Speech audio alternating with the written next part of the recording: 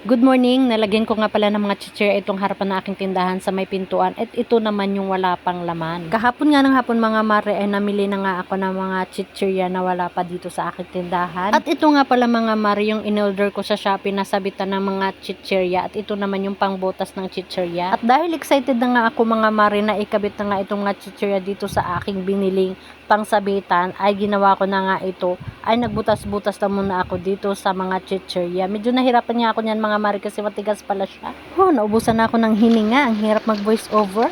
Tapos ayaw nyo naman akong suportahan. Ginoo ko kapoy po sige vlog no. Nya dili ko ninyo suportahan pag comment po din tawon mo sa unsa na lang para mataas akong engagements charis.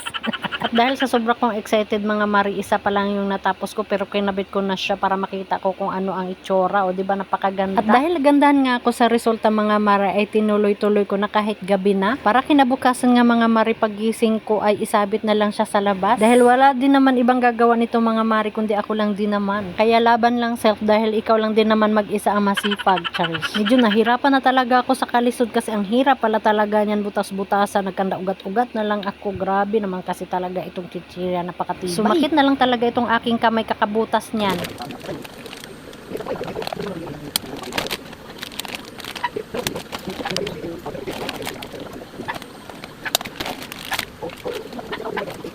Pero dahil naumpisahan ko na nga ito mga mare, kaya hayan tinuloy-tuloy ko na talaga. Kahit nga inaantok na ako niyan mga mare, ay nilalabanan ko lang yung antok ko kasi gusto ko nga matapos na kaagad. Ganun kasi ako pag may ginagawa ay gusto ko na matapos na, ayaw ko na yung binabalik-balikan pa. Parang relasyon lang yan mga mare na pag once na umayaw ka na ay ayaw mo nang balikan pa. Ay charis, hugot yan.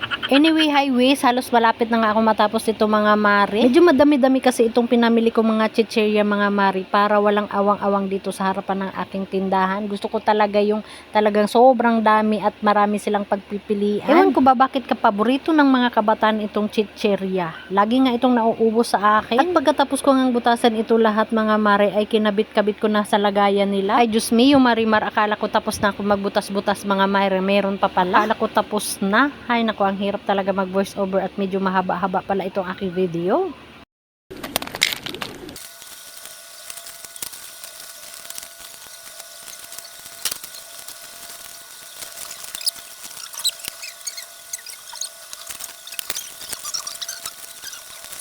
At dahil gabi na nga mga mare at hindi pa nga kami naghapunan, inabutan na muna ako ng tinapay ng aking anak.